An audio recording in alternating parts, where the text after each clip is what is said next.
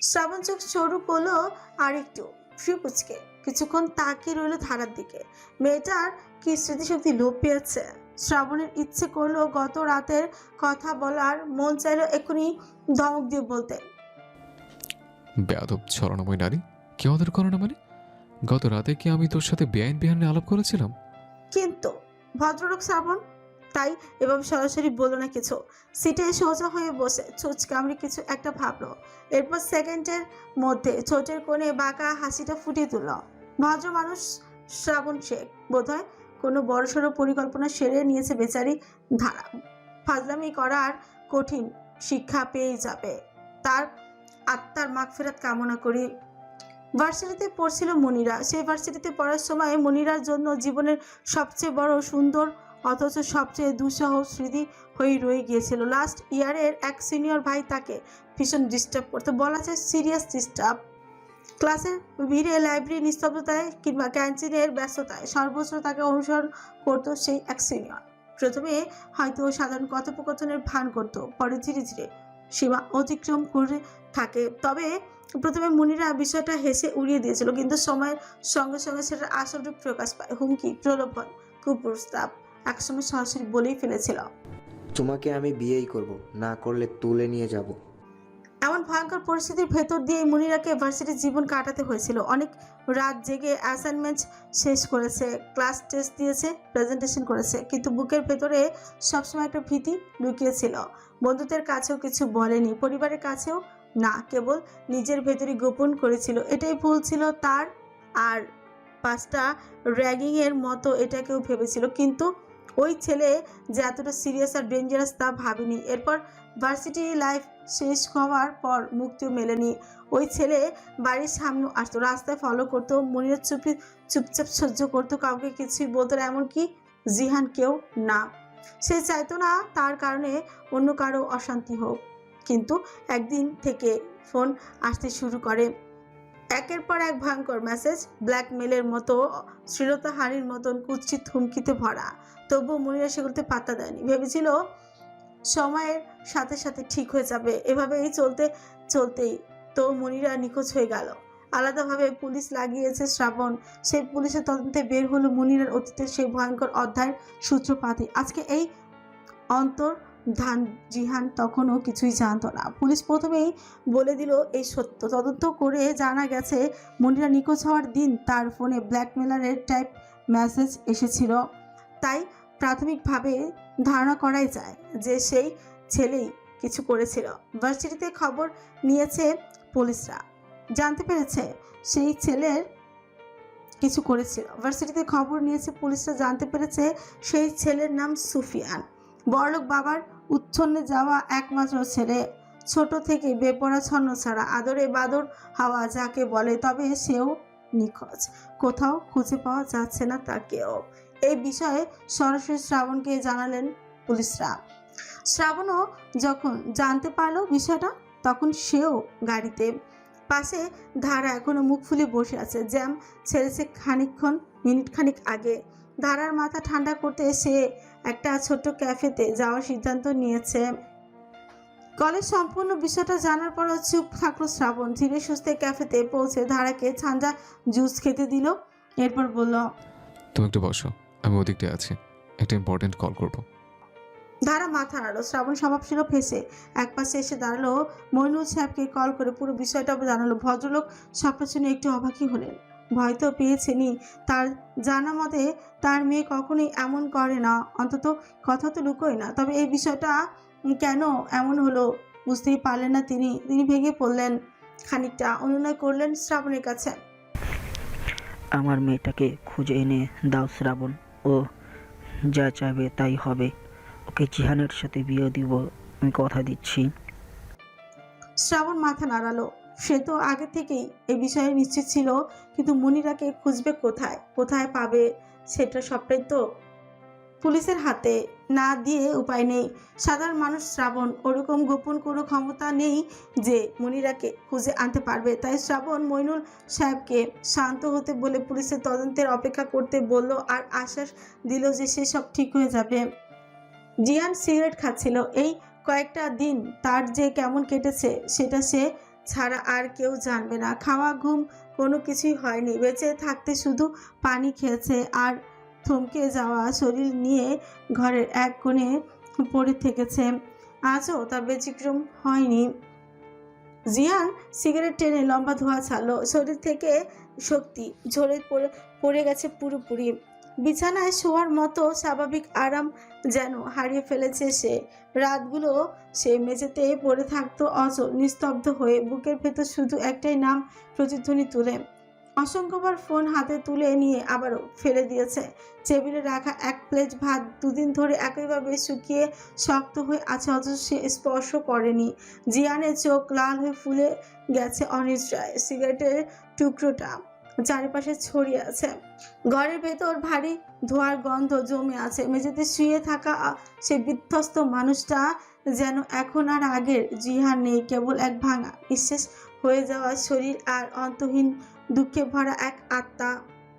তবে আজ এতদিন পর তার ফোনে রিংটোন বেজে উঠল। জিহানের মন চাইলো না কলটা ধরার, দেখলো না কে কল করেছে। সে স্তব্ধ হওয়া চোখে তাকিয়ে রইল ছাদের দিকে। দু তিনবার কথা অনবরত বাসে থাকলে সে মিয়ে যাওয়া অচল হাতে ফোনটা তুলল, চোখের সামনে নিয়ে দেখলো অচেনা নাম্বার। ধরতে মন না চাইলো কি যেন ভেবে সে কলটা ধরলো, কানের কাছে নিল। ফোনটা কানে নিতেই প্রথমে কেবলই হালকা নিঃশ্বাসের শব্দ পেল জিহান, তারপর ভাঙা কাপা এক কণ্ঠস্বর ভেসে এলো। জিহান, আমি মনিরা, আমাকে বাঁচাও জিহান প্লিজ। কাঙ্ক্ষিত কণ্ঠটা এতদিন পর শোনার সাথে সাথে যেন মৃতপ্রায় শরীরটাকে হঠাৎই প্রাণ ফিরে এলো। ছাদের দিকে স্থির হয়ে থাকা চোখ দুটো জ্বলে উঠল তীব্র উত্তেজনায়। পুরো সুইচটা যেন বিদ্যুতের শক খেলো। জিহান এক লাফে উঠে বসে পড়ল মেঝে থেকে। মনিরা জান, তুমি তুমি কোথায় আছো?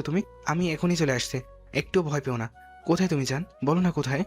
জিহানের গলা কেঁপে উঠল, বুক ধকধক করতে লাগলো অস্থিরতায়। যে মানুষটা এতদিন ধরে নিখোঁজ, তাকে হঠাৎ এভাবে পাওয়া বিশ্বাসই করতে পারছিল না সে। ওপাশ থেকে আবার ফিসফিস করে শোনা গেল, জানোয়ারটা আমাকে শেষ করে ফেলবে জিহান, আমি মরে যাব, তুমি আমাকে ক্ষমা করো। কথাগুলো শোনার পর জিহানের হাতটা কাঁপতে লাগলো। চারপাশে অন্ধকার, ধোঁয়ার গন্ধ, সবকিছু ভুলে গিয়ে সে শুধু একটাই কথা ভাবলো, যে মনিরাকে বাঁচাতে হবে। ফোনের ওপাশে নিঃশ্বাসের শব্দটা আরো কাঁপা শোনাচ্ছিল। জিহান ব্যাকুল হয়ে বারবার ডাকতে লাগলো, মনিরা ভয় পেও না, তুমি কোথায় আছো? ঠিকানা বলো, আমি এখনই বেরোচ্ছি। ওপাশে মনিরার কণ্ঠ আরো ট্রিয়মান হয়ে এলো, যেন কারো চাপে গলা আটকে আসছে। জিহান প্লিজ তাড়াতাড়ি। এরপরই আচমকা একটা থাকার শব্দ, কারো রুড়ো চিৎকার আর ভাঙা চেয়ারের মতো শব্দ কানে এলো। তারপর হঠাৎ ফোনটা কেটে গেল। হ্যালো মনিরা। চিৎকার করে উঠল জিহান, ফোনটা হাতে কাঁপতে কাঁপতে আবারও ডায়াল করলো, কিন্তু স্ক্রিনে ভেসে উঠল নাম্বার আনরিচেবল। এই মুহূর্তে যেন পৃথিবীর স্থির হয়ে গেল। বুকের ভেতর জোরে ধুকপুক করতে লাগলো। ঘরের চারপাশে যেন ঘন শ্বাস নেওয়া দায় হয়ে উঠল। সে মরিয়া হয়ে ফোনটাকে মেঝেতে ছুঁড়ে ফেলে মাথা চেপে বসল। না, আর দেরি করা যাবে না, মনিরাকে আমার খুঁজে বের করতেই হবে, যেভাবে হোক। মানুষ পরিকল্পনা করে, কিন্তু ভাগ্য নির্ধারণকারী আরেক পরিকল্পনা করে রাখতে পারে, আর এটাই স্বাভাবিক। ক্যাফে অবস্থান করা শ্রাবণ টের পেল আজ ধারাকে নিয়ে ঘুরতে আসাটা বিরাট বড় ভুল হয়ে গেছে।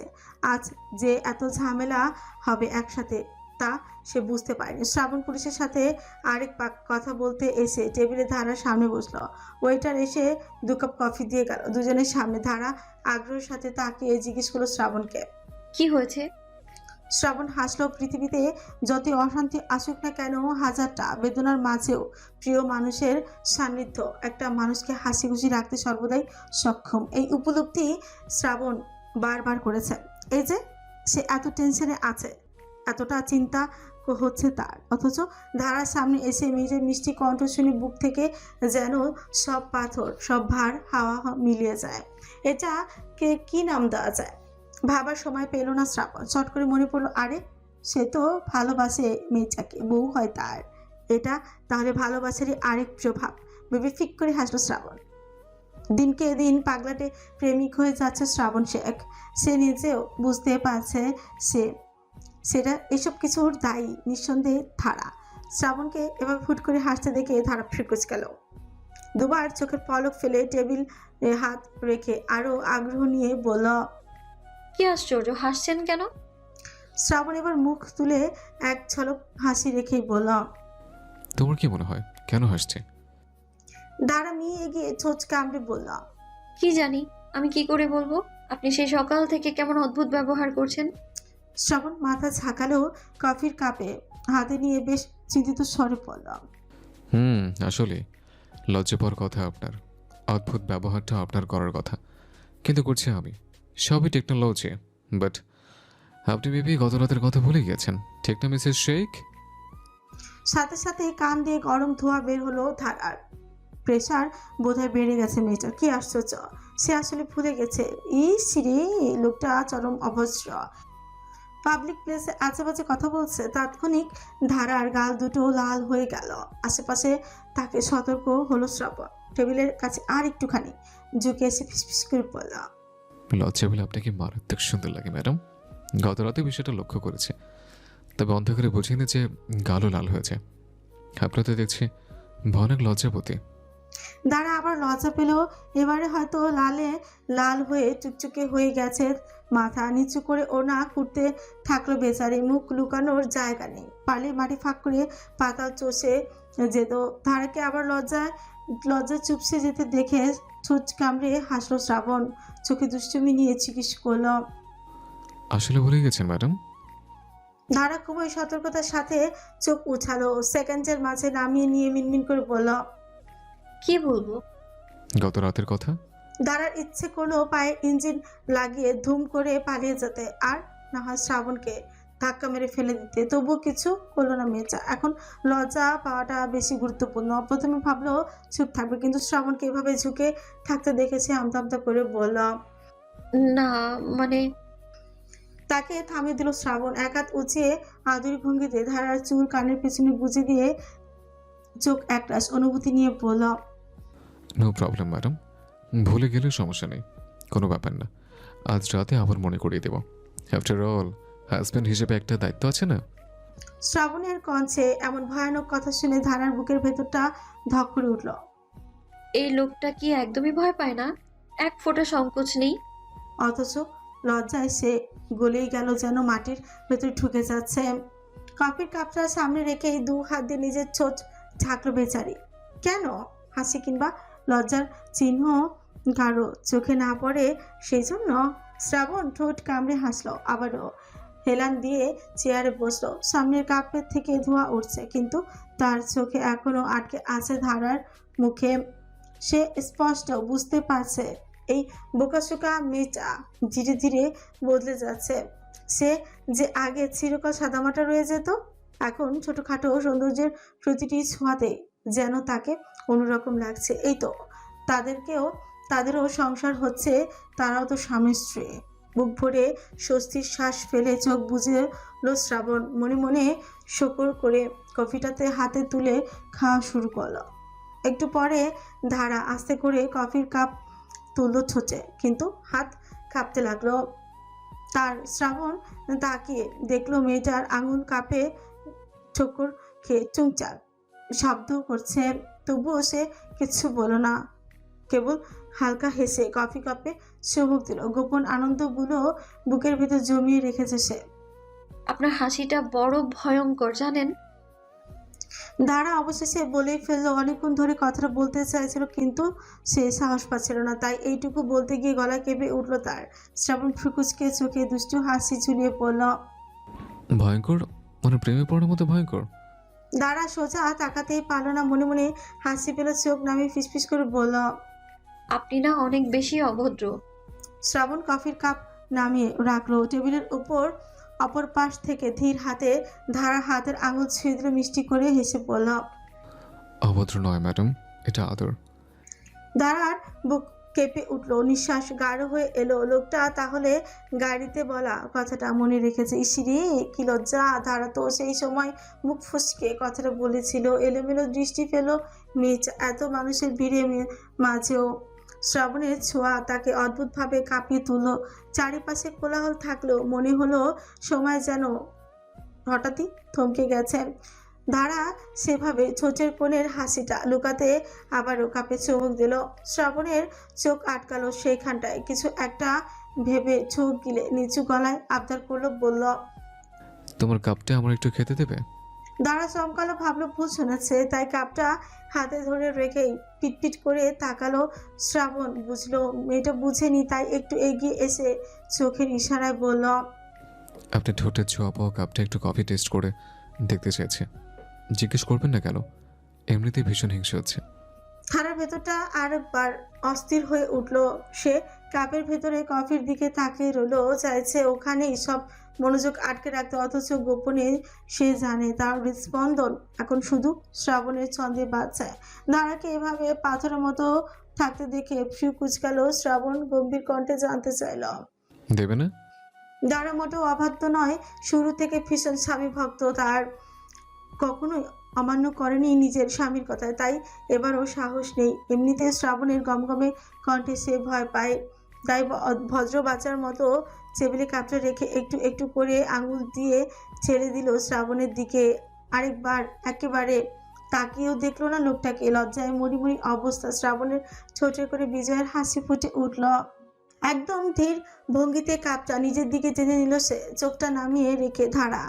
তবুও তার নিঃশ্বাসের শব্দ যেন স্পষ্ট শোনা যাচ্ছিল। কাপটা ঠোঁটে তুললেও শ্রাবণ চোখ সরালো না ধারার দিক থেকে। কফির স্বাদে কোনো নতুনত্ব নেই, কিন্তু তবুও চুমুকটা তার কাছে পৃথিবীর সবচেয়ে মধুরী মনে হলো। গলা ভিজে আস্তে করে রাখলো কাপটা, তারপর ভিউ তুলে ফিসফিস করে বলল। আজকে স্ট্রবেরি ফ্লেভারের লিপ বাম দিয়েছো। Very bad choice madam. I like that chocolate flavour. ধারা শিউরে উঠল। এই রে, কি সর্বনাশ! বুঝে ফেললো কিভাবে? অপ্রস্তুত হলো মেয়েটা, অজান্তে ছোটে হাস রাখলো, এরপর খাঁচুমাচু করে হাতের আঙুলের নখ টেবিলে আঁচড় কাটতে থাকলো। বুকের ভেতর ধুকপুকানি এমনভাবে বেড়ে গেছে, মনে হলো কফি শপের আশেপাশে সবাই শুনে ফেলবে। শ্রাবণ আবারও একটু ঝুঁকে এলো, চোখ শুরু করে পড়লাম। তুমি হঠাৎ লিপ বাম দিয়েছো কেন? হাব ভাবতে ভালো লাগছে না মিস্টার শেখ? আপনি তো এসব কখনো করেন না। আজকে আবারও গত রাতের মতো কাউকে খুন করার মতো মস্ত বড় ষড়যন্ত্র করে এসছেন। সত্যি সত্যি বলে দিন, তাহলে বেশি কামড় দেবো না। দাঁড়া শ্বাস আটকে গেল, ঠোঁট কাঁপছে তার। শ্রাবণের গলা যেন কফি শপের ভিড়ের মাঝেও শুধু তার কানে বাজছে। গভীর দুষ্টুমি মেশানো, অথচ অদ্ভুত কাঁপানো জাগানো অনুভূতি চারিপাশে আবেশে ছড়াচ্ছে। ধারা মাথা নিচু করে ফিসফিস করে বলল। আমি আমি তো শুধু একটু সেজে সুন্দর দেখাতে চেয়েছিলাম। শ্রাবণের চোখ চকচক করে উঠল, ঠোঁটে বাঁকা হাসি খেল। ও সো এটা কনফিউশনই তো হলো, রাইট? আমার জন্য সুন্দর দেখাতে চেয়েছিলেন। ধারার বুক কেঁপে উঠল, চোখ বড় বড় হয়ে গেল, ধরা পড়ে গেছে। সে এক ঝলক শ্রাবণের দিকে, চোখের দিকে তাকে দ্রুত মাথা নিচু করে নিল, আবার ঠোঁট কামড়ে গোপনে মিনমিন করে বলল। আপনাকে কে বলে এরকম কথা? শ্রাবণ মৃদু হেসে টেবিলে রাখা তার হাতের কাছে আবারও আঙুল এগিয়ে দিল। এবারও ছোঁয়নি, কিন্তু এত কাছে যে ধারার মনে হলো ছুঁয়ে ফেলেছে। তোমার চোখ বলেছে, তোমার লজ্জা বলেছে, এমনকি স্ট্রবেরির ঘ্রাণটাও বলে দিয়েছে। মিসেস শেখ, আপনি কিন্তু ভীষণ বাজে লায়ার। দাঁড়ার কান পর্যন্ত লাল হয়ে উঠল, চোখে জল টলমল করলো, কিন্তু সেটা লজ্জার দুঃখের নয়, এমন এক অদ্ভুত কাঁপন যেটা আগে সে কখনো অনুভব করেনি। শ্রাবণ এবার চোয়াল চেয়ার থেকে সামান্য হেলে এসে আস্তে করে বলল। জানেন, আমার সবচেয়ে বড় ভয় এখন একটাই, আপনি এসব করা বন্ধ করবেন না যেন। তখন আমি কাকে দেখে পাগল হব বলুন? আমার একটা অধিকার আছে। You carry on. আমার ভালো লাগছে, আপনাকে বউ বউ লাগছে। দাঁড়া গলা শুকিয়ে গেল, কথা আটকে গেল, তার নিঃশ্বাস দ্রুত হয় উঠল। সে কাপ আঁকড়ে ধরে চুপচাপ বসে রইল, শুধু ছোচের কোণে কাঁপতে থাকা একটুখানি হাসি তার মনের সব কথাই বলে দিল। হাতের কাপটা আরো জোরে আঁকড়ে ধরে বসে রইল সে, মনে মনে আশ্রয় খুঁজছে ধারা, অথচ ভিতরে ভিতরে সে জানে আশ্রয় খুঁজতে হলে একজনকেই ভরসা করতে হবে, শ্রাবণ শেখকে। মস্ত বড় একটা বিশাল আলোক জল শাড়ির দোকানের কাছে দাঁড়ালো সাদিক। চারিদিকে ঝলমল করছে আলো। দোকানের কাচের ভেতর রঙিন শাড়িগুলো যে তাকে তাকা চোখে আগুন ধরিয়ে দিচ্ছে। তার ঠোঁটে অনিচ্ছা সত্ত্বেও একটা ছোট্ট হাসি খেলে গেল। চোখ বড় করে তাকিয়ে খুশিতে হাসলো। বুক ভরে শ্বাস টেনে নিল। বুকের ভেতরে জমে থাকা সমস্ত ক্লান্তি, সমস্ত দুঃখ এক নিঃশ্বাসে একটু হালকা হয়ে গেল। সাদিক নিজের পকেটে হাত ঢুকে যত্নে গুছিয়ে রাখা টাকাগুলো বের করে তালুতে বিছিয়ে এক এক করে গুনে নিল। হ্যাঁ, ঠিকই আছে, 4,000 টাকা। গুনে গুনে ঠিক 4,000 টাকাই রয়েছে। টাকার অঙ্কটা বড় নয়, কিন্তু সাদিকের চোখে এ যেন পৃথিবীর সবচেয়ে বড় প্রাপ্তি। অল্প বয়সে আত্মসম্মানটা তাকে কতবার ভেতর থেকে নীরব করে দিয়েছে তা সে জানে। শহরে এসে শ্রাবণের সাথে যোগাযোগের একটা চাকরির খোঁজ পেতে পারতো সে। ছোটবেলার এতই ভালো বন্ধু, নিশ্চয়ই জোগাড় করে দিত। তবুও তার কাছে চাকরি চেয়ে মুখ খোলার সাহস হয়নি। বুকের ভেতরে এক অদ্ভুত অহংকার বলেছিল, বন্ধুত্বের কাছে ভিক্ষা চাইতে নেই। তাই কাউকে কিছু না জানিয়ে নিঃশব্দে শহরে এসে পড়েছিল সে। আজ হুট করে আবারও ফিরে যাওয়ার সিদ্ধান্ত নিয়েছে সাদিক। কণিকার কথা ভীষণ মনে পড়ছে। মেয়েটাকে দেখার ইচ্ছে করছে। আগামী মাস থেকে এখানেই থাকতে হবে মনে মনে ভাবলো সাদিক। খুব তাড়াতাড়ি একটা মোবাইলও কিনতে হবে। তবে এখন 1500 টাকার একটা ফোন কিনলেও কণিকার জন্য শাড়ির বাজেটে কম পড়ে যাবে, তাই মোবাইল পরে কিনবো। এই কথা ভাবলো সাদিক এতটা অভাবে। মনে মনে একটু কষ্ট পেলেও ওপরওয়ালার প্রতি বিশ্বাস রাখলো সে। এই টাকা দিয়ে নিশ্চয়ই কাজটা হয়ে যাবে। আসলে সাদিক অসহায়, শহরে অচেনা। রাস্তায় কতদিন যে বেচ শূন্য হেঁটেছে, কতজনের তাচ্ছিল্য সহ্য করেছে তা শুধু সেই জানে। তবু হাল ছাড়েনি। অগণিত ব্যর্থতা শেষে অবশেষে একটা চাকরি ছুটেছে। বেতন 8,000 টাকা। প্রথম মাসে 5,000 টাকা অগ্রিম দিয়েছে ওরা। সেই টাকায় 1,000 চলে গেছে ভাত ডাল খেতে। অচেনা শহরে ছোট্ট একটা চায়ের দোকানে দিন গুনতে গুনতে বাকি 4,000 টাকা এই মুহূর্তে তার হাতে। এবার মনে হলো বুকটা কেমন ভার হয়ে আসছে। কান্না আর আনন্দের এক অদ্ভুত মিশেলে বুকের ভেতরে ঢেউ তুলছে। আজ সে কারো কাছে কিছু ধার করছে না, কারো দয়ার পাশও হচ্ছে না। আজ সে নিজের কষ্টার্জিত টাকায় কণিকার জন্য একটা শাড়ি কিনবে। নিজের হাতে দেওয়া উপহারে স্ত্রীর মুখে হাসি ফোটানোর যে স্বপ্ন বহুদিন ধরে গোপনে জমিয়ে রেখেছিল, আজ সেটা পূর্ণ হতেই চলেছে। কাচের ভেতরে ঝলমলের শাড়িগুলোর দিকে তাকিয়ে সাদিকের চোখ ভিজে এলো। মনে মনে বিড়বিড় করলো সে, হয়তো দামি কিছু দিতে পারবো না তোমায়, কিন্তু এই শাড়িটা হবে আমার ঘামের দাগ মাখা ভালোবাসার চিহ্ন।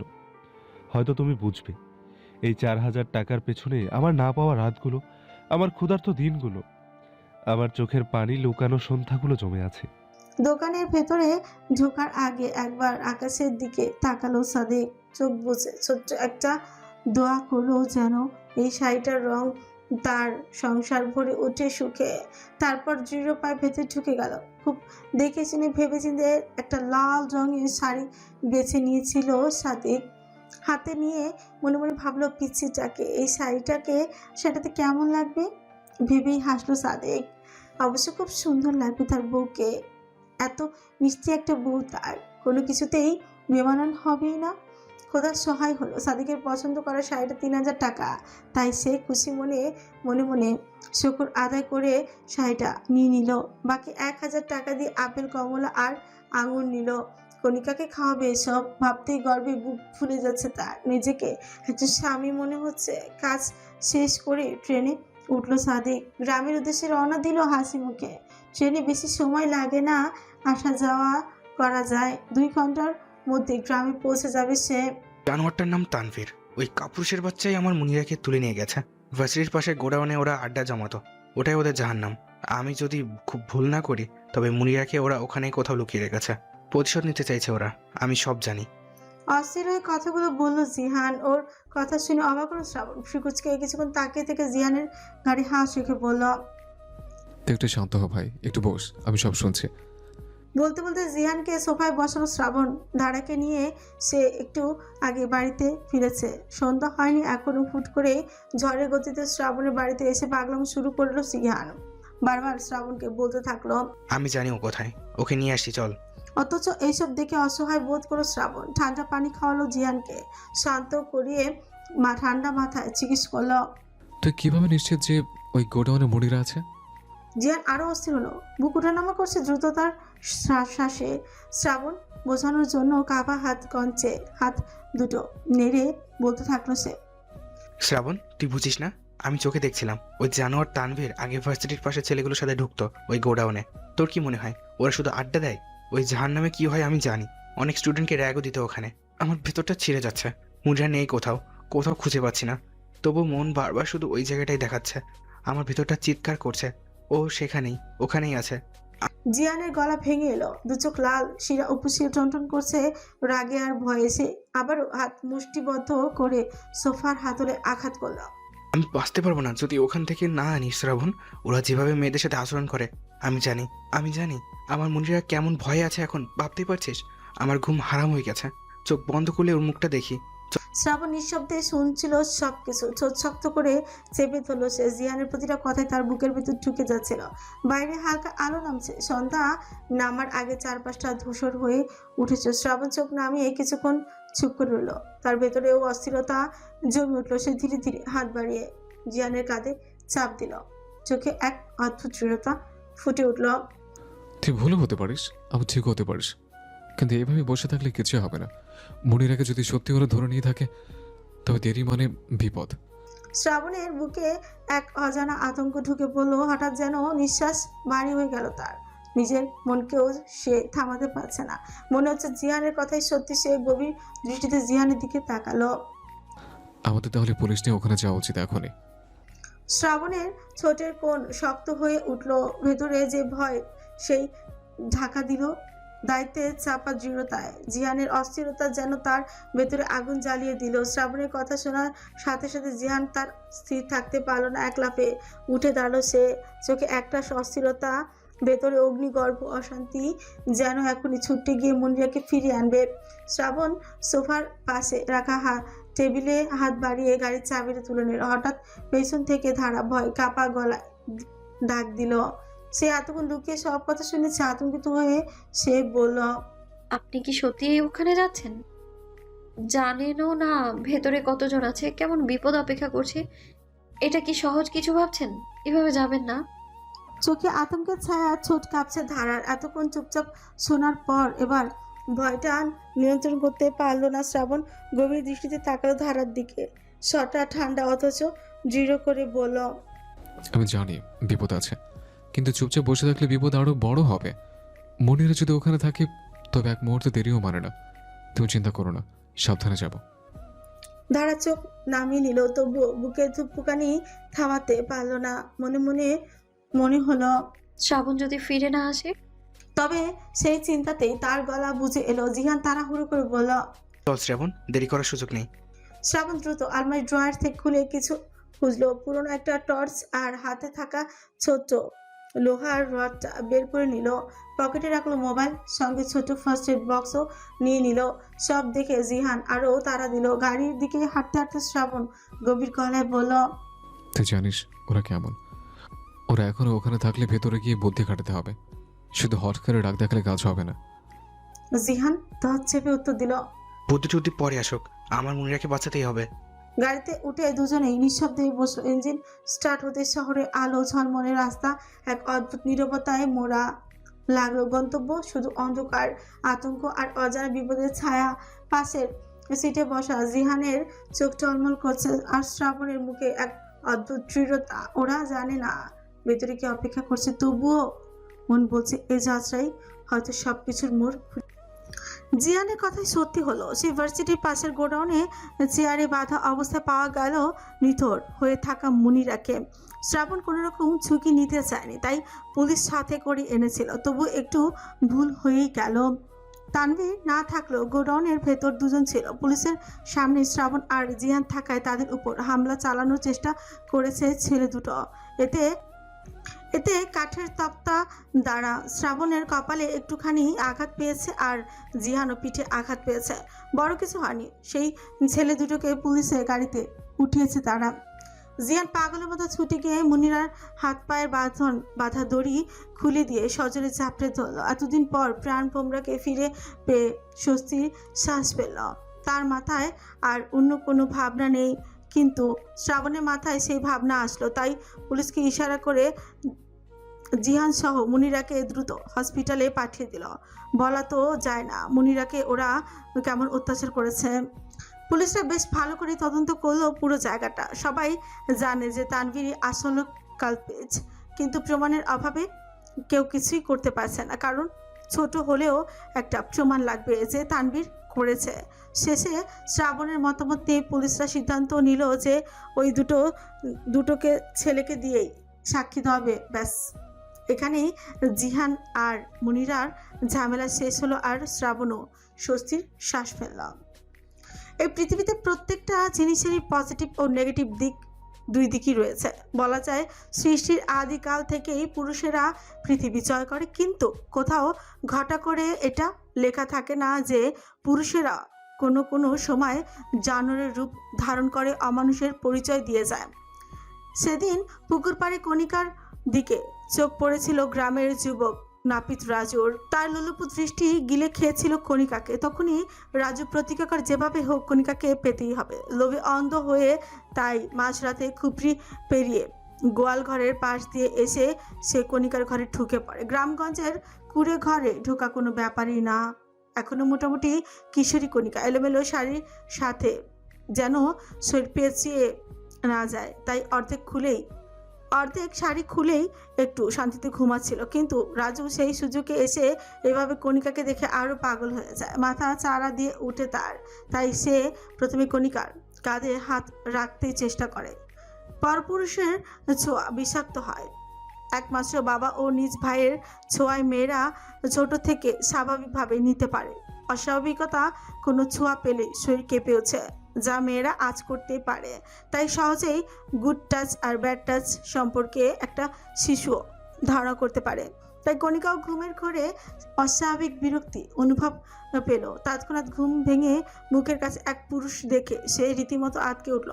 চিৎকার দিতে চাইলে রাজু তার মুখ চেপে ধরে। কণিকা ছাড়ানোর চেষ্টা করলেও কোনো লাভ হয় না, তার হাতাহাতি শুরু হয়। কণিকা এই দিক দিয়ে অনেক দক্ষ, অনেক শক্তি রয়েছে তার। গ্রামের মেয়েদের হাত পা ছোট থেকে একটু শক্তই হয়, ছোট থেকে সবকিছু মোকাবেলা করে বলেই হয়তো অত নাজুক হয় না। তাই নিজেকে বাঁচাতে সর্বোচ্চটা দিয়ে কণিকা আটকায়। শেষে এমন করতে করতে মেঝেতে পড়ে যায় আর মাথায় আঘাত পায়, এতে জ্ঞান হারিয়ে ফেলে। বেচারা নাপিত রাজু হালকা নেশা করে এসেছিল। হুট করে কণিকাকে এইভাবে অজ্ঞান হয়ে যেতে দেখে ভয় পেয়ে যায় বেচারা। ভাবে যে মেয়েটা মরে গেছে, তাই দ্রুত সেখান থেকে পালিয়ে যায়।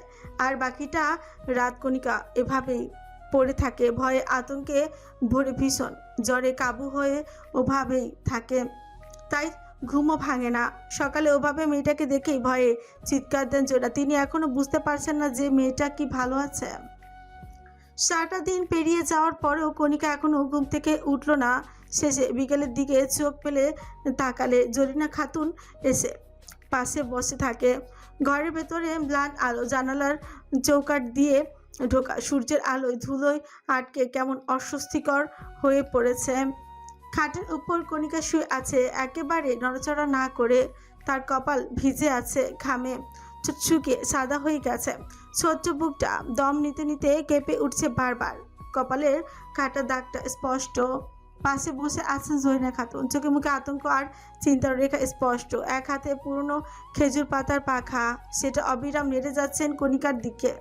অন্য হাতে ভিজে গামছা নিয়ে বারবার মুছে দিচ্ছেন কণিকার কপাল। তিনি কাতর স্বরে বিড়বিড় করে বললেন, হায় আল্লাহ, এ কি হইল? এই বাচ্চা মেয়েটার গায়ে এত জ্বর উঠল কেমনে? কি যে হইছে রাইতে, কিছুই তো বুঝবার পারলাম না। কণিকা ঘুমিয়ে আছে, কিন্তু ঘুমটা শান্ত নয়। ঠোঁট ফাঁক হয়ে কখনো অস্ফুটি কিছু বলতে চাইছে, আবার কখনো হালকা কোকিয়ে উঠছে। জরিনা খাতুনের বুক কেঁপে উঠছে প্রতিটি শব্দে, চোখের কোণে টলমল করছে অশ্রু, কিন্তু তিনি থামছেন না। একটানা পাখা দিয়ে বাতাস করছেন, যেন তার বাতাসেই হয়তো কমে যাবে মেয়েটার জ্বর। ঘর জুড়ে নিস্তব্ধতা, শুধু কণিকাকে ঘিরে ছুটে চলছে জরিনা খাতুনের নিঃশব্দ আতঙ্ক আর মমতার অদৃশ্য ছায়া। সূর্যের আলো কমে যাওয়ার আগেই বাস থেকে নেমে গ্রামের মাটিতে পা রাখে সাদেক। নেমেই বুক ভরে শ্বাস নেয়। কণিকাকে কতদিন পর দেখবে ভেবেই তো খুশিতে মন নেচে ওঠে। বাজারের একটা ছোট্ট দোকান থেকে সে চা পাতা আর বিস্কুট নিয়ে নেয়, নিয়ে হেঁটে হেঁটে বাড়ির উদ্দেশ্যে রওনা দেয়।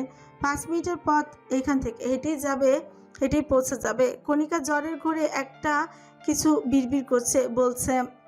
জৈনা খাতুন কান এগিয়ে দিয়ে বুঝলেন না, তাই মেয়েটার কপালে হাত বুলিয়ে ডাকতে লাগলেন। কনা রে মা, ওইটা পর। আজ সারাদিন জ্বরে পইরা থাকলি, খাওয়াও তো করিস নাই। ওঠ মা, একটু কিছু খাইয়া নে, ভালো লাগবো। দেহি, ওঠ ওঠ। এবারে টেনে টুনে চোখ মেলে তাকালো কণিকা। কিছুক্ষণ পিটপিট করে তাকালেও তাকিয়ে থেকে আটকে উঠল ভীষণভাবে। জোরপূর্বক শোয়া থেকে উঠে বসে নিজের হাত পা গলা দেখতে শুরু করলো। সবকিছু ঠিকঠাক আছে বুঝতে পেরে মনে মনে শুকরিয়া আদায় করে। বয়সের ভারে মিয়ে পড়া জৈনা খাতুন বুঝলেন না কণিকার এমন আচরণের অর্থ। তিনি জিজ্ঞেস করলেন, কি হয়েছে রে মা? কণিকা এবার বড় বড় চোখ করে তাকায়, নিজেকে সামলে শুক্র ঠোক গিলে না। এরপর ধীরে সুস্থে পুরো ঘটনা খুলে বলে জৈনা খাতুনকে। ভদ্রমহিলা হাজারবার শুকর আদায় করে কত বড় বিপদ থেকে যে বেঁচে গেছে তারা। আর একটু হলেও তো জীবনের একটা বড় অপরাধ বোধ নিয়ে বেঁচে থাকতে হতো। জৈনা খাতুন কণিকার কপালে হাত বুলিয়ে দিয়ে বললেন, তাই তো কই, তোর কপালে এইখানে কিসের দাগ কাটলো কেমনে? তাইলে এমনে ব্যথা পাইছোস? আহারে, কিছু হইতো না। আর এখন থেকে সাবধানে থাকবি, বুঝলি? কণিকা মাথা নাড়ল, তবুও তার হাত পা কাঁপছে, অনেক অস্থির লাগছে, খুব ভয় করছে তার। ইস, যদি কিছু হয়ে যেত তখন? ভাবতে গা শিউরে উঠছে বারবার। সাদিকের চেহারা চোখের সামনে ভাসতে থাকলো কণিকার। মনে মনে ভাবলো, কবে আসবে লোকটা? উপরওয়ালা সহায় হলো। মাসই বাড়ির ভিতরে পা রেখেছে সাদিক। আশেপাশে কাউকে না দেখে সরাসরি ঘরেই ঢুকেছে। ঘরে ঢুকে বিছানায় বসে থাকা কণিকা আর তার পাশে থাকা জৈনা খাতুনকে দেখে সে ফ্রি কুচকল, কিন্তু কণিকার দিকে তাকে উৎফুল্ল মনে ডেকে উঠল। কণিকা, চোখ বন্ধ করে সাদিকের কথায় ভাবছিল কণিকা। হুট করে এই লোকটার কণ্ঠ বাস্তবে কর্ণকুরে পৌঁছাতে সে চমকে উঠছে, আটকে ওঠে। দৃষ্টি ফেলে সামনে সাদিককে দেখে কিছুক্ষণ হতবিহ্বল হয়ে থাকে। জয়না খাতুন তো দেখে কি করবেন তা বুঝতেই পারলেন না, অস্থির হলেন সহসা। আয় হায় রে, এই ডাক কে আইছে? সাদিক রে, তুই আইবি আগে কইলি না কেন? আয় আয়, ভেতরে আয়। আল্লাহ, দেখছস কনা, কে আইছে দেখ। কিন্তু সাদিক এবং কণিকা দুজনের দৃষ্টি একে অপরের দিকে আটকে, কারো কথা কারো কানে কোনো কথা পৌঁছাচ্ছে না। সাদিক হতবিহ্বল হয়ে কণিকাকে দেখছে। মেয়েটা কি কষ্ট পাচ্ছে? মুখটা এমন হয়েছে কেন?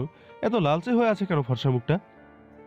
আর কণিকা যথাসম্ভব নিজেকে সামলানোর চেষ্টা করছে, কিন্তু তা সম্ভব হলো না। এতক্ষণ ধরে দুর্বলতা লুকিয়ে কান্না আটকালেও প্রিয় মানুষটাকে কাছে দেখার পর আর কান্না আটকাতে পারল না। ঝরঝর করে হাউমাউ করে কাঁদতে শুরু করলো কণিকা। আরও বেশি চমকে গেল সাদিক। কোনো কিছু পরোয়া না করে হাতের সব কিছু ছুঁড়ে দিয়ে দৌড়ে এসে কণিকার দুই গালে হাত রাখলো। চোখের পানি মুছিয়ে দিতে দিতে সারা মুখে চোখ বুলিয়ে বলতে থাকলো, কি হয়েছে কনা? কি হয়েছে ক আমারে? কাঁদো কেন? কেউ কিছু কইছে? কি হয়েছে পাখি, ক না।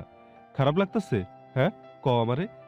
কণিকা কোনো কথা শুনলো না, শুধু সজের বাচ্চাদের মতো কাঁদতে থাকলো। জৈনা খাতুন প্রথমে পাশে দাঁড়িয়ে সব কথাগুলো সংক্ষিপ্ত করে বললেন সাদিককে। সব শুনে সাদিক হতভম্ব হয়ে আতঙ্কিত নয়নে তাকালো। জৈনা খাতুন সাথে সাথে আশ্বাস দিলেন, খারাপ কিছু হয়নি। সাদিক তবুও কণিকার দিকে কাতর নয়নে তাকিয়ে তার গালে হাত রাখলো। এতে কণিকা আরও কেঁদে উঠল। ভদ্রমহিলা বুঝলেন এখানে থাকা ঠিক হবে না, তার দুজনেই বাচ্চামো করছে। তাই তিনি মিষ্টি করে হেসে সাদিকের ফেলে দেওয়া সব ব্যাগগুলো বিছানার এক পাশে রেখে ঘর থেকে বেরিয়ে গেলেন। কণিকা এখন শব্দ করে জোরে জোরে কাঁদছে। সাদিক কোনো মতে সামলাতে পারছে না, দু হাতে বারবার চোখ মুছিয়ে দিয়েও চোখের পানি এই বন্যা থামাতে পারল না। শেষে বাধ্য হয়ে সাদিক কণিকাকে জড়িয়ে ধরে, শক্ত করে আঁকড়ে ধরে ছোট্ট শরীরটা। মাথাটায় হাত বুলিয়ে বারবার বলতে থাকে, কাঁদে না পাখি, আমি আইছি তো, আর কিছু হইব না। ওই ইবলিশ বেয়াদবের হাত কাইটটা মোহনপুরের বড় পুকুরে ভাসাইয়ে দেবো আমি। কথা দিলাম তোমারে। পাখি আমার, কান্দো না। আমার যে বুক পড়ে। কণিকা শান্ত হলো না, সজরে পিচ আঁকড়ে ধরল। সাদিকের শক্তপোক্ত পিচা সেই বুকের মুখ গুজে গুজে কাঁদতে থাকলো। হেঁচকি তুললো আর অভিযোগ করে বলল, চোখ, ওর চোখও খারাপ। ওই আমার দিকে খারাপ নজরে তাকাইছে। ওর চোখে আগুন ধরাই দিবা। সাদিক কণিকার চুলে আঙ্গুল দিয়ে বুলিয়ে দিল, আশ্বাস দিয়ে বলে উঠল, কোদাল দিয়া ওর চোখ তুইলা ফেলামু আমি, তারপর মার্বেল খেলুম। কণিকা বাচ্চাদের মতো আবদার করে মিনমিন করে বলল, হ্যাঁ, তাই করবা। আমিও খেলুম। ওই শয়তানের চোখ উঠাইয়া মার্বেল খেলুম। সাদিক এবারে নিজের বুক থেকে কণিকার মাথা তুলে আনলো, দু হাতে কণিকার গাল মুছে দিয়ে আলগোছে চুল ঠিক করে দিল। লাল হয়ে যাওয়া চোখ মুখের দিকে তাকিয়ে কাতর কঞ্চে অভিমান করে বলল, এমলে কেউ কান্দে পাগলি? কিছু হয় নাই তো। আমি আমি আসি না। আমি বাচ্চা থাকতে তুই কান্দা ভাসাবি কেন? কান্দে না আর। কণিকা মাথা নাড়লো, হিচকি তুলে শুকনো ঝোঁক গেল। সাদিকের জান হাতটা উঠিয়ে নিজের গলার কাছে রেখে বলল, তুমি যখন ছুঁয়ে দিতেছো তখন তো একটু খারাপ লাগে না, কিন্তু ওই শয়তান যখন ছুঁইছে আমার বমি পাইছে। সাদিক মুগ্ধ হয়ে দেখলো কণিকাকে, কথাগুলো শুনলো অভিভূত হয়ে। খুশিতে মন ভরে গেল ওর, প্রকাশ করলো না। চোখের কোণায় সদ্য আসা পানিটুকু মুছে নিয়ে নিল। এবারে দৃষ্টি গেল কণিকার কপালের দিকে, সরু একটা দাগ হয়ে গেছে। লাল রেখাটা চোখে পড়তে আবার অস্থির হলো সাদিক। রে কাইটা গেছে না? কিছু হইব না। ব্যথা করতেছে পাখি, জ্বলতেছে তাই না? দেহি দেহি একটু একটু ফু দিয়া দিই। সাদিক নিজের পকেট থেকে রুমাল বের করে পাশে থাকা পানি ভর্তি জগ থেকে পানি নিয়ে রুমালটা ভিজিয়ে নিল। এরপর একটু একটু করে ফু দিয়ে কপালটা মুছে দিল। লাল রেখাটা মুছে গেল, কিন্তু কাটা দাগটা দৃশ্যমান হলো। ব্যথা পাচ্ছিল কণিকা, কিন্তু তবুও তা অনুভব করলো না। সে মুগ্ধ হয়ে দেখতে থাকলো, অতি মনোযোগী হয়ে কপালে রুমাল দিয়ে মুছে দেয়া সাদিককে। সাদিকের মুখটা দেখে কণিকার মনে হলো ব্যথাটা সে না, এই লোকটা পাচ্ছে। কিছুক্ষণ জলজল করা চোখ নিয়ে সে তাকে দেখলো সাদিকের। এরপর মুগ্ধ হয়েই যন্ত্রের মতো ডেকে উঠল, শোনো। সাদিক যে কপাল মুছতে গিয়ে কণিকার অনেকটা কাছে এসে গিয়েছে তা সে এই মুহূর্তে অনুভব করলো, কিন্তু কণিকা যে ডেকেছে তাই শোনো না, সেভাবে জবাব দিল। বলো। কণিকা আরো একবার চোখ বুলিয়ে দেখলো সাদিককে। এরপর মিষ্টি হেসে সরল মুখে জবাব জিজ্ঞেস করলো, আমি ব্যথা পাইলে তোমার কষ্ট হয় সাদিক ভাই? আমার কান্না দেখলে খারাপ লাগে? সাদিক ভাই ডাক্তার শুনে প্রথমে কপাল কুচকালো সাদিক, কিন্তু কথাটা শুনেই থমকালো, শুকনো ঝোঁক গেল। সে তো আর এখন বলতে পারবে না, বোঝাতে পারবে না যে কতটা কষ্ট হয়, কতটা খারাপ লাগে। এসব কি ভাষায় প্রকাশ করা যায়? গেলে হয়তো প্রকাশ করাই শেষ হতো না। যেহেতু প্রকাশ করার উপায় কোনো নেই, তাই সাদিক কিছু বলল না, শুধু কণিকার কপালে অনুমতি ব্যতীতই একটা শক্ত চুমু খেল। কণিকা চোখ বন্ধ করে নিয়েছিল। এই যে এতক্ষণ ধরে হওয়া এত এত যন্ত্রণা, এত বেদনা, এত কষ্ট, সব নিমিষে কুরকুরের মতো উড়ে গেল। বাহ, এই তো দারুণ সুন্দর জাদু। অবাক হলো কণিকা, আবার অন্যরকম ভালো লাগাও কাজ করলো। মনে পড়লো জরিনা খাতুনের বলা কথাগুলো, সাদিককে যে সে ভালোবাসে সেটা স্বীকার করার মুহূর্তটা। লজ্জা পেল কণিকা, জীবনে প্রথমবার সাদিকের সামনে লজ্জা পেল। কি একটা মারাত্মক অবস্থা! এই তো শেষ হলো সব দূরত্ব, এই তো ভেঙে গেল বিরহের দেয়াল, আর কোনো কিছুই বাকি রইল না। এই বিরোধে খাঁচায় থেকে ছাড়া হয়ে পেয়েছে পাখি, বন্দিনী থেকে মুক্ত হয়ে আকাশে উড়ছে। এবার তা তবে রূপকথা লেখাও শুরু হবে। আজ বোধহয় প্রায় সবারই মাথা ফাটানোর দিন, নইলে কাকতালীয় ভাবে কেন শ্রাবণও কপাল ছোট্ট একটা ব্যান্ডেজ করে নিয়ে বাড়িতে ফিরে আসবে? এটা কোনো কথা? ড্রয়িং রুমে বসে শ্রাবণের অপেক্ষা করছিল ধারা। লোকটা কখন আসবে এই চিন্তায় বসে থাকা দেয়। শেষে শ্রাবণ যখন বাড়িতে পা রাখলো, তখন তার কপালে ব্যান্ডেজ দেখে রীতিমতো আর্তনাদ দিয়ে ছুটছে এলো ধারা। এসেই শ্রাবণকে পরখ করতে থাকলো। আপনি কি ব্যথা পেয়েছেন? হায় আল্লাহ, কপালে যে ব্যান্ডেজ, আর কোথায় ব্যথা পেয়েছেন দেখি তো। বলে রীতিমতো সত্যি সত্যি পা থেকে মাথা পর্যন্ত ঘুরিয়ে ঘুরিয়ে শ্রাবণকে খুঁটিয়ে খুঁটিয়ে দেখলো ধারা। শ্রাবণ চোখ শুরু করে মেয়েটাকে অস্থির হতে দেখছে। শ্রাবণের শরীরে কোথাও আর কোনো ক্ষত না দেখে দীর্ঘশ্বাস ফেলল ধারা। সে এবার কাতর নয়নে তাকালো শ্রাবণের কপালের দিকে, মিনমিন করে তর্জনী উঁচু করে জিজ্ঞেস করল, এটা কিভাবে হলো? খাবার সাথে বাড়ি খেয়েছেন বুঝি? শ্রাবণ ইচ্ছে করলো সত্যি সত্যি ব্যাক গিয়ারে গিয়ে একটা বড় সড়ো খাম্বা বা ল্যাম্পপোস্টের সাথে বাড়ি খেয়ে মাথা মুন্ডু ফাটিয়ে ফিরে আসতে, কিন্তু এমন হলে বউ তার তো কোমায় চলে যাবে, তাই চুকি নেবে না শ্রাবণ শেখ। দাঁড়া আবারও একই কথা জিজ্ঞেস করলো। শ্রাবণ আশেপাশে তাকে সতর্ক হয়ে নেয়। বাবা মা কাউকে না দেখে চট করে ধারাকে কোলে তুলে নেয়। বেচারি চেঁচালে, রাম ধমক খায়। Shut up idiot. আর একবার তুমি আমার মাছ জমা নষ্ট করলে আমি তোমার আছাড় মেরে সব হাড় গুঁড়ো করে পাউডার বানিয়ে দেবো। Got it? দাঁড়া বুঝেছে, তাই সজনে মাথা ঝাঁকালো। মা হওয়ার বয়সে পাউডার হয়ে ইন্তেকাল করার কোনো ইচ্ছে নেই তার। শ্রাবণ সন্তুষ্ট হলো। ঘরে গিয়ে ধারাকে বিছানায় বসিয়ে দিল। এরপর নিজের শার্টের বোতামে খোলা শুরু করলো। বেচারি ধারা অন্য কিছু ভেবে নিল, তাই বিছানার একদম শেষে কোণে গিয়ে গুটিয়ে গেল, চিৎকার করে বলল, এইটুকু বিষয়ে বোতাম কেন খুলছেন? আমি তো আর চেঁচাবো না।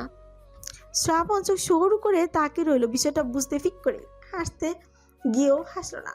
মুখটা গম্ভীর করে বলে উঠল, আপনার মাইন্ড দিন দিন খারাপ হয়ে যাচ্ছে মিসেস শেখ। ভণ্ডামি কম করুন, ভালো হয়েছেন। আমি একজন জেন্টলম্যান, সবসময় পজিটিভ চিন্তা ভাবনা করি। দরজা খুলে রেখে ওই মাইন্ডের শার্টের বোতাম খুলি না, দিনের বেলা তো কখনোই না। দাঁড়া ফ্রি কুচকে চোখ পিটপিট করে তাকালো। জেন্টলম্যান? কে সে? শ্রাবণ শেখ? কখনোই না। ধারা এই বিষয়ে সহমত হতে পারলো না, তাই তাকে হিসাব মেলানোর চেষ্টা করলো শ্রাবণ। এবারে পরনের শার্টটাও ছুঁড়ে ফেলে আরেকটা কালো রঙের শার্ট পরতে পরতে বলল, আমাকে দেখে কিছু একটা শিখুন ম্যাডাম। আমার মতো ভদ্রলোক পুরো এলাকায় একটাও পাবেন না, খুঁজে দেখুন যান। ধারা আর প্রতিক্রিয়া দেওয়াটা লুকাতে পারলো না, মুখ ভেঙচিয়ে ব্যঙ্গ করে বলে উঠল, ইস, শখ কত ভদ্রলোক! আপনার ভদ্রতা জানা আছে, অনেক বেশি ভদ্র আপনি। এত ভদ্রতা আসলে কোনোভাবেই নেওয়া যায় না। শ্রাবণ কাতর নয়নে তাকালো বউয়ের দিকে। না, এভাবে তো হবে না। এমনিতেই সামনে নির্বাচনে প্রার্থী হিসেবে দাঁড়ানোর প্ল্যান করেছিল সে। এখন যদি ঘরের বউ শত্রুর মতো আচরণ করে তবে তো মহাবিপদ। এভাবে চলতে থাকলে তো ভবিষ্যৎ লাল হয়ে যাবে। না, শ্রাবণ মনে মনে ভেবেই নিল আজ রাতে একটা হাই কোয়ালিটির পানিশমেন্ট তার বউয়ের জন্য বরাদ্দ রাখবে সে। ভদ্রতা কাকে বলে তা দেখিয়ে বউকে কান ধরিয়ে এক পা খাড়া করে দাঁড় করিয়ে রাখবে। ভাবতেই আত্মিক প্রশান্তি কাজ করে শ্রাবণ শেখের।